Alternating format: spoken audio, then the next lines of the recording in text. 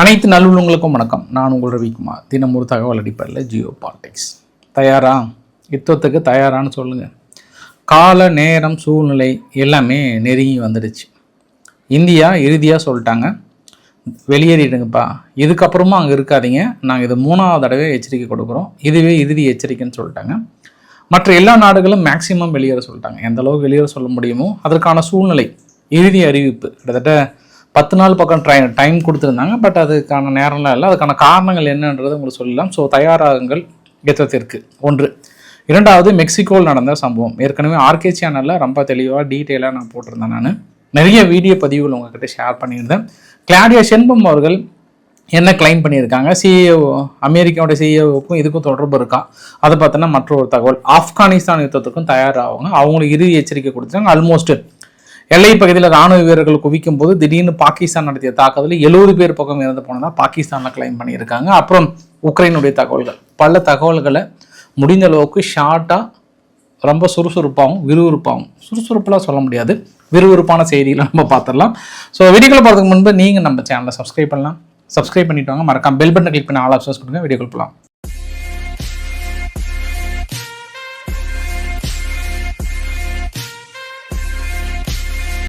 தெஹ்ரானில் இருக்கக்கூடிய இந்திய எம்பசி, அங்கே மாணவர்கள் எவ்வளோ சீக்கிரம் வெளியேற முடியுமோ வெளியேறிடுங்க அப்படின்னு சொல்லிட்டாங்க. 5 ஜனவரி 2026 உங்களுக்கு முறைப்படி ஃபஸ்ட்டு வார்னிங் நாங்கள் கொடுத்தோம், அப்பயே வெளியேற சொன்னோம். மறுபடியும் 14 ஜனவரி 2026 அப்பயே அங்கே வெளியேற சொல்லியிருந்தோம். அதையும் மீறி அங்கே இருக்கக்கூடிய தங்கி இருக்கக்கூடிய மாணவர்கள் இது இறுதி எச்சரிக்கை, அவசர கால இது நம்பர் எல்லாத்தையும் கொடுத்து எவ்வளோ சீக்கிரம் உங்களால் வெளியேற முடியுமோ அவ்வளோ சீக்கிரம் வெளியேறி விடுங்கள். இது ஆல்மோஸ்ட் அந்த தாக்குதலுக்கு முன் கொடுக்கக்கூடிய ஒரு எச்சரிக்கை மாதிரி தான் பார்க்கலாம். அது எப்படிப்பா, இதே தான்ப்பா சொல்கிற, நீ சொல்லு, ஜனவரிலேருந்து சொல்லிட்டு இருக்கிறியப்பா, இந்த மாதிரியான எச்சரிக்கைலாம் நான் பல தடவை பார்த்துருக்கோம் அப்படின்னு நீங்கள் நினச்சிங்கன்னா, அங்கே இருக்கக்கூடிய மாணவர்கள் என்ன கோரிக்கை வைக்கிறாங்க, ஈரானில் இருக்கக்கூடிய மாணவர்கள் வைக்கிறாங்கன்னா, ஏன்னா யூனிவர்சிட்டி எக்ஸாம் வேறு போயிட்டுருக்கான். அப்போ எக்ஸாம் நீங்கள் தள்ளி போட சொல்லுங்கள், இல்லை நாங்கள் அதை விட்டுட்டு வரும்போது திடீர்னு எக்ஸாம் வச்சிட்டாங்கன்னா நாங்கள் எப்படி வர்றது, அதனால் எம்பசி எனக்கு ஏதாவது ஒன்று உறுதி பண்ணி கொடுங்கன்றாங்க. ஆனால் ஈரானில் மாணவர்கள் போராட்டம், இந்த எக்ஸாம்ஸ் இதெல்லாம் தாண்டி அங்கே இருக்கக்கூடிய மாணவர்கள் போராட்டம் பெரிய அளவுக்கு இருக்கான. இன்று 3வது நாளும் மிகப்பெரிய அளவுக்கான ஒரு போராட்டம். குறிப்பாக மாணவர்களுடைய தலைவன் ஒருத்தனை கைது பண்ணி விசாரணைக்காக கூப்பிட்டு போயிருக்காங்க. ஆனால் அங்கே ஈரான் இராணுவம் அடித்த அடியில் அவன் கோமாவில் போயிட்டான். கோமாவில் போனதுனால இந்த போராட்டம் இன்னும் கொஞ்சம் பெரிய அளவுக்கு வெடிப்பதற்கான வாய்ப்புகள் இருக்குது. சரி, நான் சொல்ல வந்த விஷயம், சம்பவம் நம்பர் 1, இந்தியா எவ்வளோ சீக்கிரம் வெளியேற சொல்கிறாங்களோ சொல்லிட்டாங்க. இந்தியா மட்டும் இல்லை, ஐரோப்பா நாடுகள் அத்தனையும் அவசர அழைப்புகள் கொடுக்கப்பட்டிருக்கிறது. மற்ற உலக நாடுகளும் மிகப்பெரிய அவசர அழைப்புகள் கொடுக்கப்பட்டிருக்குது. சம்பவம் நம்பர் 1. சம்பவம் நம்பர் 2, உங்களுக்கு ஒரு சந்தேகத்தை சொல்லியிருந்தேன். தாக்குதல் அவசரமாக இருக்குது, பட் மார்க்கோ ரூபியோ அவர்கள் திடீர்னு இஸ்ரேலுக்கு வரன்றாரு அப்படின்னா, ஒரு பெரும் தலைவர் திடீர்னு போகிற காலத்தில் வரமாட்டாங்க, மேக்ஸிமம் அவாய்ட் பண்ணுவாங்க. ஆனால் அவர் வரன்னு சொல்கிறாரு, ஒருவேளை வந்துட்டு போனதுக்கப்புறம் தாக்கல் நடத்துகிறாங்களா அப்படின்னு நினச்சேன். ஆனால் இன்று அனௌன்ஸ் பண்ணிட்டாங்க அவசர அழைப்பாக. மார்க்கோ ரூபியோ அவர்கள் இஸ்ரேல் வருவதற்கான அந்த பிளானை ஒத்தி வச்சிட்டாங்க. அது போர்க்கால அடிப்படையிலையா அவசர கால அடிப்படையில அந்த விளக்கங்கள்லாம் கொடுக்கல, பார்க்கலாம், மண்டே ஷெட்யூல் இருந்ததுன்னா நம்ம பார்த்துக்கலாம் அப்படின்னு சொல்லிட்டாங்க. அப்போ மிக முக்கிய தலைவர், 2வது தலைவர் இந்த குறிப்பிட்ட தேதியை அவாய்ட் பண்ணிட்டாங்க. அது இல்லாமல் நான் உங்ககிட்ட நேற்று ஒரு அறிகுறி கூட சொல்லியிருந்தேன்.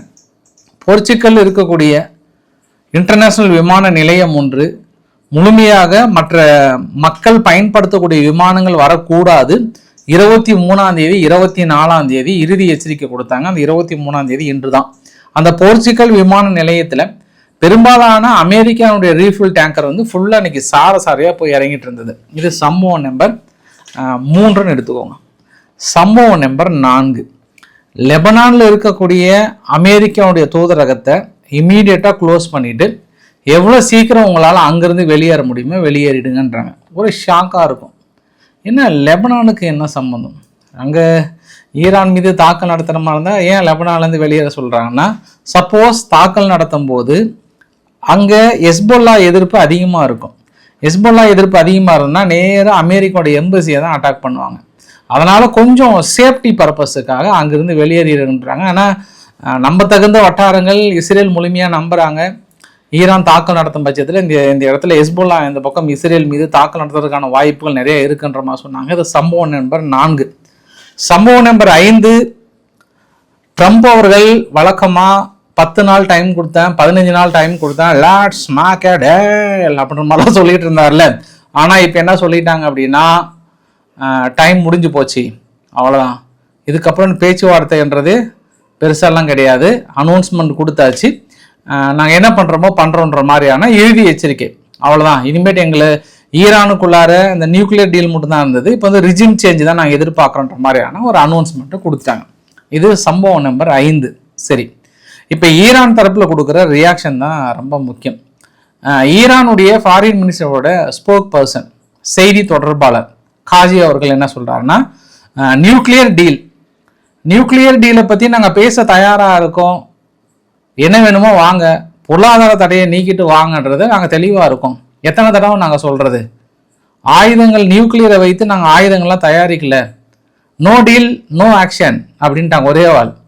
நீங்கள் டீல் வரல அப்படின்னா ஒன்றுமே இல்லை, நீங்கள் டீலுக்கு வரணுமா, நீங்கள் பொருளாதார தடையை நீக்கிட்டு வாங்க அப்படின்னு கெத்தாக தான் சொல்கிறாங்க. ஒன்றும் அப்படியே இதுக்கெல்லாம் பயப்படுற மாதிரி தெரியல. அராக்சி அவர்கள் இந்த அரட்டல் உருட்டல் மிரட்டல்லாம் எங்ககிட்ட வச்சுக்காதீங்க, நான் மறுபடியும் இன்றைக்கும் சொல்கிறேன், பேச்சுவார்த்தைனா பேச்சுவார்த்தை, தாக்குதல்னா தாக்குதல் அப்படின்ற மாதிரி சொல்கிறாங்க. அவங்க ஈரானுடைய கமாண்டர் இன் சீஃப் வந்து என்ன சொல்கிறாருன்னா, ஹட்டாமி, அவர் வந்து அமெரிக்கா எங்களை ரொம்ப வீக்காக நினைக்கிறாங்க, நாங்கள் எந்த அளவுக்கு ஸ்ட்ராங்காக இருக்குன்றதை ப்ரூவ் பண்ணி காட்ட போகிறோம், தப்பாக நினைக்கிறாங்க, எங்களை பார்த்து ஏதோ சாதாரணமாக சின்ன நாடு அடிச்சுட்டு போகலான்னு நினைக்கிறாங்களா, பிரித்து மேய்ஞ்சிடுவேன், அமெரிக்கா சும்மா எங்களெல்லாம் சீண்டி பார்க்காதீங்க, தொட்டுப்பார் சீண்டிப்பார் மாதிரி தான், பிரித்து மேய்ஞ்சிடுவேன், கொஞ்சம் கேர்ஃபுல்லாக இருங்க அப்படின்ற மாதிரியான ஒரு எச்சரிக்கையை கொடுத்துருக்காங்களா.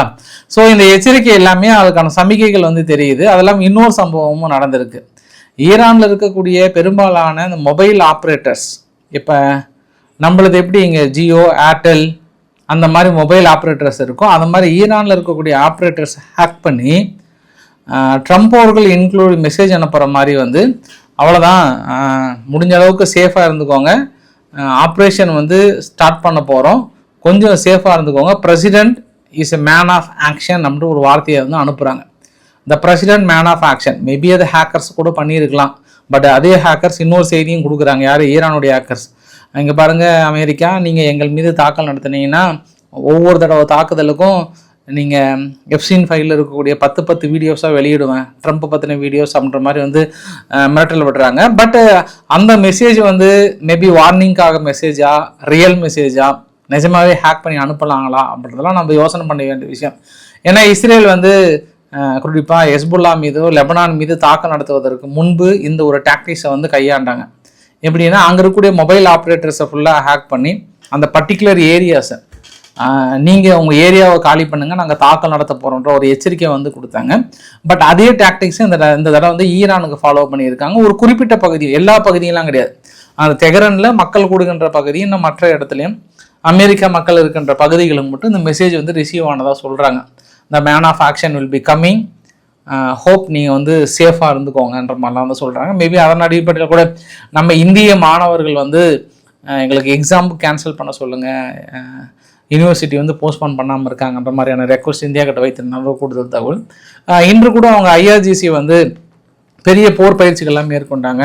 குறிப்பாக ஆன்டிஷிப் க்ரூஸ் மிசைல்ஸ், நூர், கேடர், கேக்டியர் அப்படின்ற போன்ற ஒரு டிஃப்ரெண்ட்டான ஒரு லான்ச்சிங் மிசைல்ஸ் எல்லாம் எடுத்து ஸ்ட்ரெயிட் ஆஃப் ஆர்ம்ஸ் பகுதியில் அடுத்தடுத்த சோதனைகளை மேற்கொண்டிருந்தாங்க அப்படின்றது ஒரு கூடுதல் தகவலாக சொல்ல முடியும். கிட்டத்தட்ட சம்பவம் 6 சொல்லிட்டோமா, ஒரு அப்ராக்சிமேட்டாக சம்பவம் நம்பர் 7 இல்லைனா 8ன்னு வச்சுக்கோங்களேன். ஏன்னா ஜெரால்டு, அமெரிக்கானுடைய யூஎஸ்எஸ் ஜெரால்டு ஆர் ஃபோர்டு இருக்குல்ல, நான் கூட இத்தாலியில் ஹோல்ட் ஆகும்னு நினச்சேன் நான். ஏன்னா அங்கே பக்கத்தில் போர்ச்சுகல் இருக்குது, அது இல்லாமல் இத்தாலி பக்கத்துலேயே இன்னொரு இடத்துலையும் வந்து பெரிய போர் விமானங்கள்லாம் நிறுத்தி வச்சுருக்காங்க நினச்சேன் நான். பட் திடீர்னு என்ன முடிவோ தெரியல, அங்கேருந்து கிளம்பி இப்போ இஸ்ரேல்கிட்ட வந்துட்டுருக்கு. அமெரிக்காவுடைய போர்க்கப்பல் வந்து ஆல்மோஸ்ட் நாளைக்கு ஈவினிங்குள்ளே வந்து சேர்ந்துருன்ற மாதிரி வந்து சொல்கிறாங்க. ஸோ அதுவுமே ஷிஃப்ட் மாற்றிட்டாங்க, இடத்த திடீர்னு மாற்றிட்டாங்க. பட் நான் பார்த்தேன், நான் இந்த ராய்டர்ஸ் பத்திரிகையிலேயோ ஒரு சில நியூஸ்லேயே பார்த்தேன் நான், ரொம்ப நாளாக ஆப்ரஹாம் லிங்கன் கப்பல் வந்து ஓமன் பக்கத்தில் இருக்குது. ஹீட்டு, அமெரிக்கர்கள் நார்மலாக வந்து ஹீட் தாங்க மாட்டாங்க, ஆனால் இப்போ ரொம்ப ஹீட்டாக இருக்கிறதுனால அங்கே பாத்ரூம் வந்து ஒரு 3-4 ஃபெசிலிட்டிஸ் தான் இருக்குது. திடீர்னு தாக்குதல் நடத்துகிறத விட அதிகமான வீரர்கள் அங்கே இருக்கும்போது பாத்ரூம் ரொம்ப ஷார்ட்டாக பயன்பட நிறைய பேர்த்துக்கு வந்து ஒரு மாதிரி ஈச்சிங் மாதிரி நிறையா வந்துருச்சு. அவங்களாம் அந்த இடத்துல ஹீட் தாங்க முடியல. ஸோ இதுவே அவங்களுக்கு மிகப்பெரிய ஒரு நெகட்டிவாக அமையன்ற மாதிரிலாம் போட்டிருந்தாங்க. பட் இது எனக்கு எந்த அளவுக்கு நம்பிக்கைன்னு தெரியல, பார்க்கலாம். ஏன்னா பத்திரிகைகள் அது ஏற்கனவே பழைய செய்தி ஒன்று வந்தது, இதே மாதிரி குறிப்பாக போர் விமானம் போயிட்டு அங்கே வந்து அந்த இடத்துல மாட்டிடுச்சு, வெயில் வந்து தாக்கு பிடிக்க மாட்டாங்கன்ற மாதிரி லாஸ்ட் டைம் கூட இதே மாதிரி மெசேஜ் வந்தது. அதை மிங்கிள் பண்ணி சொல்கிறாங்களான்னு தெரியல, பார்க்கலாம். இன்னும் 2-3 நாள் நம்மளுக்கு தகவல் கிடைச்சிடும். எங்கே போயிருப்பாங்க, இல்லை நம்ம பசங்க தானே, அதனால் தகவல் கிடைச்சிடும், ஒன்றும் பிரச்சனை இல்லை. ஆனால் காஜா கலாஸ் அவர்கள் என்ன சொல்கிறாங்கன்னா, அமெரிக்காவுடைய ஃபாரின் பாலிசியினுடைய ஐரோப்பாவுடைய ஃபாரின் பாலிசியினுடைய தலைவர் என்ன சொல்கிறாங்கன்னா, போதும் எங்களுக்கு இங்கே இருக்கக்கூடிய வாரே எங்களால் சமாளிக்க முடியாமல் பொருளாதார ரீதியான தாக்கம் நிறைய ஏற்பட்டிருக்கு, இன்னொரு யுத்தம் நாங்கள் தேவையில்லைன்னு நினைக்கிறோம். அதனால் எந்த அளவுக்கு இந்த பேச்சுவார்த்தை மூலிமா தீர்வு கணக்க முடியுமோ அதை நாங்கள் பெரிய அளவுக்கு ட்ரை பண்ணுறாங்க. ஐரோப்பா போய் என்ன பண்ண போகிறாங்க, ஐரோப்பாவுக்கு என்ன கவலைன்னா, இத்தனை நாள் கொஞ்சம் குழுன்னு இருந்தாங்க. க்ரூட் ஆயிலோட விலை வந்து டாலருக்கு ஆல்மோஸ்ட்டு 55, 56, 49 இதிலே தான் இருந்தது. அதனால் கொஞ்சம் குழுன்னு இருந்தது, விலைவாசி கொஞ்சம் கட்டுக்குள்ளே இருந்த மாதிரி இருந்தது. இன்னைக்கு பாருங்கள் 71.55 வந்துருச்சு.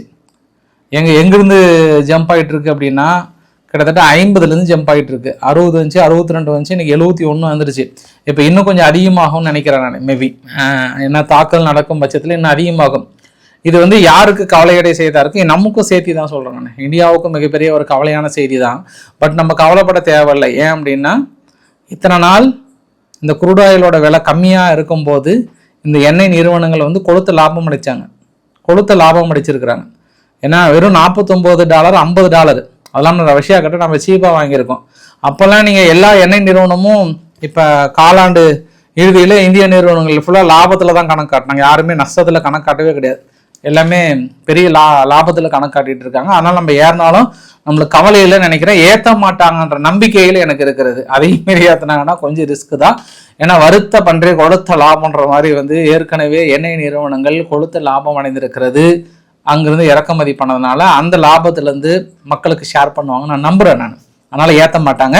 ஆனால் விலை வந்து கடுமையாக ஏறும். இப்போ விலை ஏறுறது பிரச்சனை இல்லை, டிமாண்டு கிரியேட் ஆகும். அதுதான் இப்போ போதிய அளவுக்கு சப்ளை கொடுப்பதற்கான டிமாண்டு கிரியேட் ஆச்சுன்னா, இப்போ என்னென்னா இப்போ செங்கடல் பகுதியில் ஹவுதிகள் ஓடி வந்து அவங்களும் தடுக்க ஆரம்பிச்சு, இப்போ ஸ்ட்ரெயிட் ஆஃப் ஆர்ம்ஸ் பகுதி இரண்டுமே தடுத்துட்டாங்கன்னா எங்கேருந்து வர்றது நம்மளுக்கு?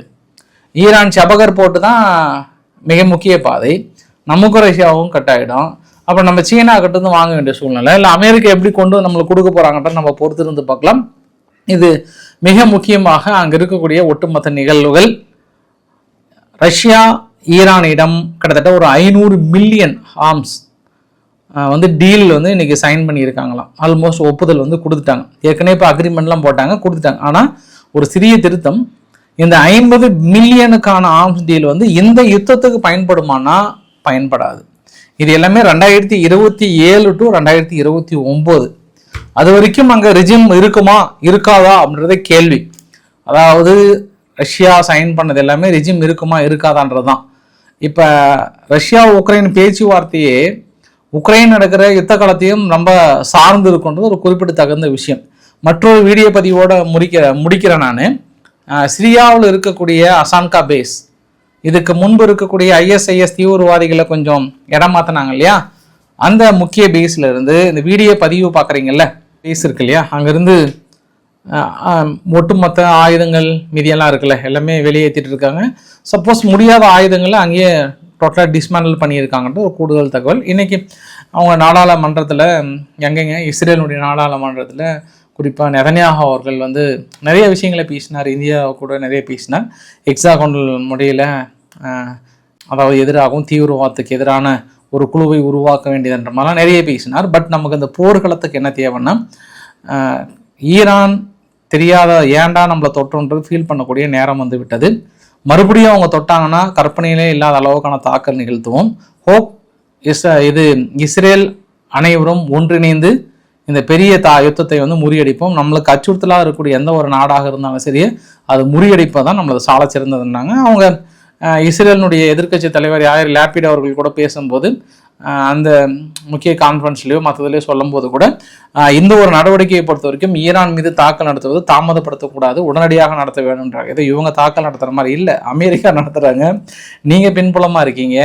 இப்போ என்ன கேள்வினா, இஸ்ரேல் அடிப்பாங்களா அடிக்க மாட்டாங்களான்றதான் கேள்வி. ஈரான் வந்து அமெரிக்க நிலைகளை குறி வைக்கிறாங்களா இஸ்ரேலை குறி வைக்கிறாங்களோ கூடுதல் தகவல். சரி, இது ஒட்டுமொத்தமாக ஈரான் இஸ்ரேலுக்கான தகவல். ஆனால் நம்ம ஆப்கானிஸ்தானை பற்றி நம்ம பேசியே ஆகணுங்க. ஆப்கானிஸ்தானுடைய டிஃபென்ஸ் மினிஸ்டரும் சரி, வெளியுறவு செய்தி தொடர்பாலும் சரி, ரொம்ப தெளிவாக சொல்லிட்டாங்க, வரம்பு மீறி போயிட்டாங்க.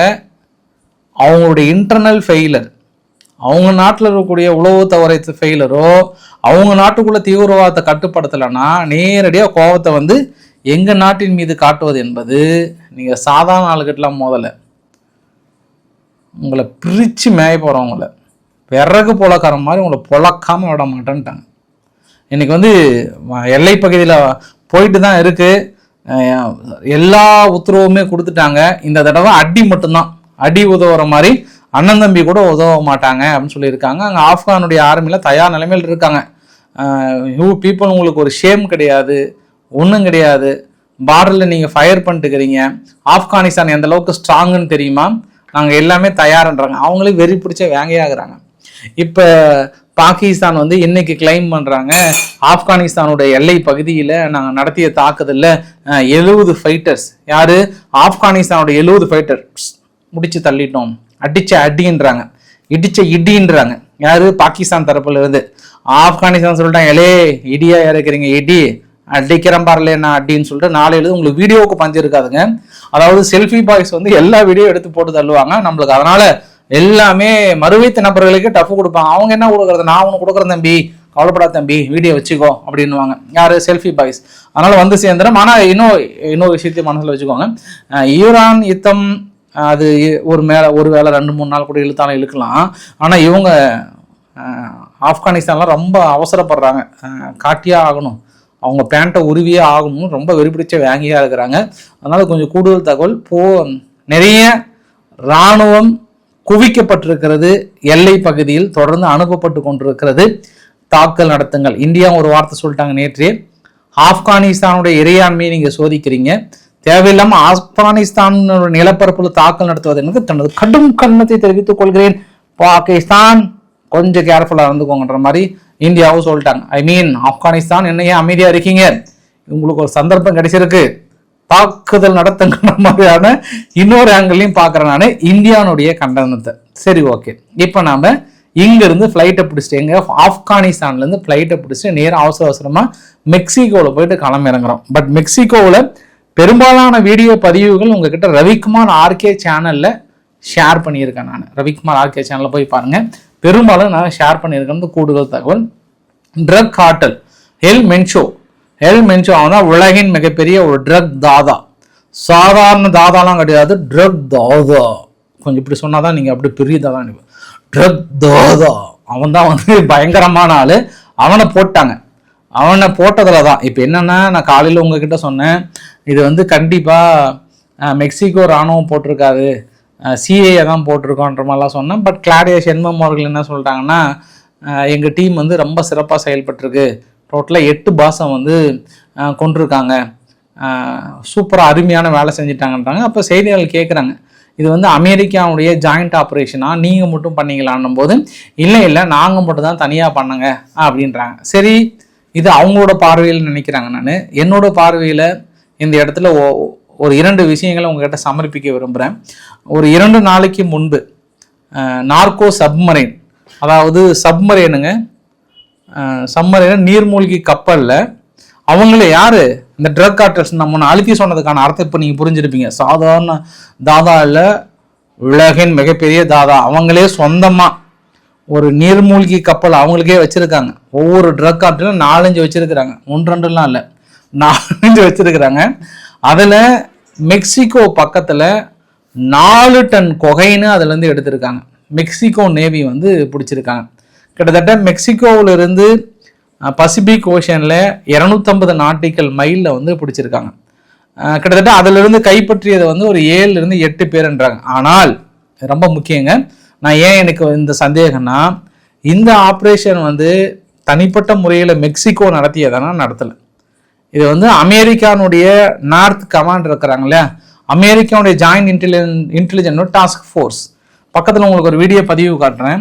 இந்த வீடியோ பதிவு வந்து இப்போ எடுத்த பதிவு இல்லை, இதற்கு முன்பு 2024 எடுத்த பதிவு ஒன்று, 25 எடுத்த பதிவு ஒன்று. இதற்கு முன்பெல்லாம் இதே மாதிரி சப்மரைனில் பிடிச்சாங்க. ஆனால் அப்போ மெக்சிகோ உதவவே கிடையாது. ஏன்னா மெக்சிகோ போயிட்டு தைரியமாக பிடிக்க மாட்டாங்க. ஏன்னா ஏற்கனவே கிளாடியா ஷென்பாம் அவர்கள் என்ன சொன்னாங்கன்னா, இந்த மாதிரி ட்ரக் கார்ட்டுகளை அடித்து மனிதாபிமானம் மற்ற முறையில் நான் நடந்துக்க மாட்டேன் அப்படின்ட்டாங்க. மெக்சிகோவை ரன் பண்ணுறது கிளாடியா ஷென்பாம் கிடையாது, ட்ரக் கார்ட்டல் தான் அப்படின்னு ட்ரம்ப் அவர்கள் வெளிப்படையான ஒரு குற்றச்சாட்டு. சரி, விஷயத்துக்கு வரேன் நான். அப்போ இந்த ஸ்டேட்மெண்ட்டை கூட கிளாடியா ஷென்பாம் அவர்கள் இன்னைக்கு என்ன சொன்னாங்கன்னா, அமெரிக்கா நேவி யாருமே இன்வால்வ் ஆகலை, நாங்கள் மட்டும் தான் தனிப்பட்ட முறையில் பிடிச்சோம் அப்படின்னு சொல்லிட்டு கிளைம் பண்ணிக்கிறாங்க. அப்போ இந்த கிளைம் வரும்போது தான் இஷ்யூ எங்கே வந்திருக்குன்னா, மேபி இது அமெரிக்கா பிடிச்சி மேபி வச்சிருக்கலாம், இல்லை இரண்டுமே ஜாயின்ட் ஃபோர்ஸ் அடிப்படையில் வைத்திருக்கலாம், இல்லை வெனிசுலா மட்டுமே வெனிசுலான்னு எடுத்து பாருங்க, மெக்சிகோ மட்டுமே தனிப்பட்ட முறையில் கைப்பற்றிருந்தாங்கன்னா ட்ரக் கார்ட்டர் உள்ள போயிட்டு அடிச்சு பூந்து எல்லாம் தூக்கிட்டு போயிட்டுப்பாங்க. எழுலே என்னலே பண்ற அப்படின்ற மாதிரி. ஏன்னா இவங்களை விட அவங்க பெரிய பயங்கர ஸ்ட்ராங்கா இருக்கிறாங்க, அதனால அவங்க அடிச்சு தூக்கியிருப்பாங்க. பட் இது 2 நாளைக்கு முன்னாடி தூக்கணும்னா அந்த கான்ட்ராவர்சியில வேற ஏதாவது கிளாஷ் ஆயிட்டு இவங்க தூக்கியிருப்பாங்களான்ற இன்னொரு ஆங்கிள் பார்க்கலாம். பட் அப்பவுமே அமெரிக்கா இல்லைன்னு சொல்றாங்க, இப்பவுமே அமெரிக்கா இல்லைன்னு சொல்றாங்க. அமெரிக்கா இல்லாம மெக்சிகோ மட்டும் தனிப்பட்ட முறையில் நடத்துவதற்கு வாய்ப்புகள் இல்லை. சமீப காலமாக அமெரிக்கா கொடுத்த ப்ரெஷர். இன்னொரு எக்ஸாம்பிளுமே உங்ககிட்ட சொல்றேன் நான். கிட்டத்தட்ட ஒரு 2 வாரத்துக்கு முன்பு அங்கே எங்கன்னா கொலம்பியானுடைய செக்யூரிட்டி ஃபோர்ஸ் பக்கத்தில் 441 மில்லியன் அளவுக்கு ஒரு 10 டன் மதிப்புள்ள அங்கு ஒரு நீர்மூழ்கி கப்பலில் கொண்டு போன ஒரு பெரிய கொகைனை வந்து பிடிக்கிறாங்க அந்த 2 வாரத்துக்கு முன்பு. அது வந்து யாருன்னா கொலம்பியாவிலேருந்து வந்ததுன்றாங்க. அதுக்கப்புறம் இங்கே அதை பிடிக்கும் போது தான் குழு கிடைச்சி எங்கேயும் பிடிக்கிறாங்க. ஆனால் இந்த ட்ரக் கார்ட்டெல்லாம் பாருங்க, சும்மா எங்கெல்லாம் சின்ன சின்ன போட்டில் கொண்டு வருவாங்க. ஆனால் அவனுங்கெல்லாம் பாருங்க, ஒரு சொந்தமாக ஒரு நீர்மூழ்கி கப்பலை உருவாக்கி அந்த நீர்மூழ்கி கப்பலில் 1 டன் 2 டன்னா பரவாயில்லைங்க ஐயா, 4 டன்னு 10 டன்னெல்லாம் அடிச்சுட்டு போயிட்டு ஒரு நாட்டுக்குள்ளே கொண்டு போய் சேர்த்துனாங்கன்னா இவங்களாம் சாதாரண ஆளுங்களே கிடையாது, இவங்கெல்லாம் பலி ஆளுங்களாக தான் இருக்கும். ஸோ மெக்சிகோவுடைய பகுதியில் ரொம்ப ஸ்ட்ராங்காக இருக்கக்கூடிய பகுதி ஜெல்ஷோ, அந்த ஒரு ஆரஞ்சு கலர் இருக்குது பார்த்தீங்களா, புதுசாக இப்போ ஐஃபோன் வெளியிட்டாங்களே அந்த கலரு, அந்த இந்த ஏரியாவில் தான் இன்னைக்கு கூட பயங்கரமாக பற்றி எரிந்த பகுதி இந்த ஏரியா தான். மீறி அடுத்த மஞ்சள் கலர் இருக்குது பார்த்தீங்களா, அங்கே வந்து கொஞ்சம் ஸ்ட்ராங் ப்ரெசன்ஸ் ஆகுறாங்க இந்த CJNG அப்படின்ற இந்த குரூப்ஸ். அதுக்கப்புறம் வந்து மாடுலேட்டட் ப்ரெசன்ஸு, லிட்டில் ப்ரெசன்ஸு. ஆனால் மெக்சிகோ முழுவதும் இதுதான் வேலையே அவங்களுக்கு. இது வந்து 2024 கொடுத்த பதிவு இது. பட் இதுதான் அந்தந்த ஏரியாவுக்கு அவங்கவுங்க தாதாக்களாக இருந்தாங்க. பட் ஸ்டில் நோ இன்னுமே பற்றி எரிஞ்சிட்டு இருக்கு. ஆனால் மெக்சிகோ கொஞ்சம் நாங்கள் கண்ட்ரோலுக்குள்ளே கொண்டு வந்துட்டோன்ற மாதிரி வந்து சொல்கிறாங்க. மெக்சிகோன்றதுனால அந்த கியூபா விவகாரத்தை சொல்லிடுறேன் நான். கியூபா ரொம்ப தடுமாற்றிருக்க அந்த வேலையில் ரொம்ப நாளைக்கு அப்புறம் ரஷ்யாவிலிருந்து ஒரு கப்பல் ஹாங்காங்னுடைய கொடியை ஏற்றிக்கிட்டு நேராக கியூபாவுக்கு போயிட்டு இருக்காங்க உதவிகள் செய்வதற்காக. மேபி இது எப்படி கொடுக்க போகிறாங்கன்னு தெரியல. ரஷ்யா வந்து அனௌன்ஸ்மெண்ட்டு அனுப்புகிறாங்க. இந்த இடத்துல அமெரிக்கா இடைமறித்து தடுக்க போகிறாங்களா இல்லை வேற ஏதாவது கொடுக்க போகிறாங்களா அப்படின்னு ஒரு பதட்டம். ஏன்னா ஒரு வந்து ஹை ரிஸ்க் மூமெண்ட் இது. ஏன்னா எச்சரிக்கை கொடுக்குறாங்க, ரஷ்யா தைரியமாக அனுப்புகிறாங்க. பிடிச்சிட்டாங்கன்னா சரி பிடிச்சிட்டிங்களா விட்டுருங்கப்பான்னு சொல்ல வராங்களா, இல்லை பிடிக்கிறதுக்கு முன்பே கூட ஏதாவது பாதுகாப்பாக அனுப்புகிறாங்களான்றது நம்ம பொறுத்திருந்து பார்க்க வேண்டிய ஒரு தகவலுமே கூட. வீடியோனுடைய கிளைமேக்ஸ் இறுதி பதிவில் ரஷ்யானுடைய மிக முக்கிய பைப்லைன் ட்ரூசா பைப்லைன், கருங்கடல் பகுதியில் வந்து இணைக்கக்கூடிய மிக முக்கிய பைப்லைன், 100 மில்லியன் டன் அளவுக்கான ஆயில், கிட்டத்தட்ட ரஷ்யாவுடைய ப்ரொடக்ஷனில் 20% 25% கூடிய முக்கிய பைப்லைன் அடிச்சிட்டாங்க. யார்? உக்ரைனில் அடிச்சிட்டாங்க.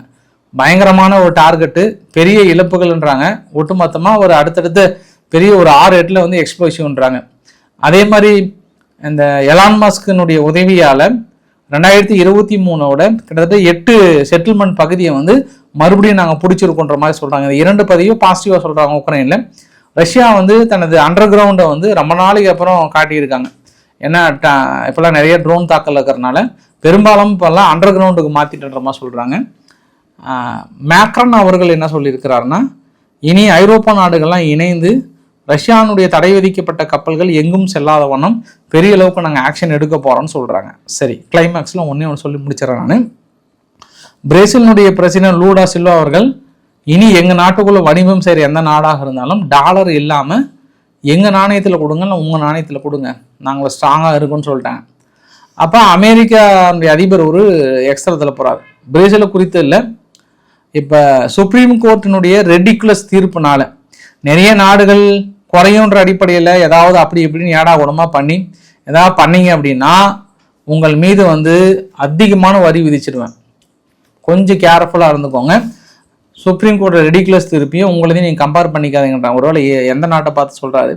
ஏன்னா நம்ம தான் திடீர்னு போயிட்டு பேச்சுவார்த்தை நடத்துகிறதா இருந்தது, இல்லை வேற ஐரோப்பா நாடுகளுக்கு சொல்கிறாங்களான்னு தெரியல. ஏன்னா சுப்ரீம் கோர்ட்டோட தீர்ப்பு வேற, நீங்கள் கம்பேர் பண்ணிக்கிட்டீங்கன்னா மறுபடியும் ஒரு எச்சரிக்கை கொடுக்குறாரு. உலகத்திலே இதான் முதல் நாடு பார்க்குற நாடு இப்படி ஒரு அதிபர் அங்கே ஒரு தீர்ப்பு கொடுத்து இதை யாராவது சாதகமாக ஏதாவது இடக்கு முடக்கா பண்ணிங்கன்னா உங்கள் மீது ஏகப்பட்ட வரி போட்டுறோம், கொஞ்சம் கேர்ஃபுல்லாக இருக்குன்ற மாதிரி சொல்லியிருக்காங்க. கனடானுடைய பிரைம் மினிஸ்டர் வருகின்ற பிப்ரவரி 26, 27 வரார். அடுத்தடுத்து அக்ரிமெண்ட் போடுவதற்காக வருகிறார் என்பதும் ஒரு கூடுதல் தகவல்.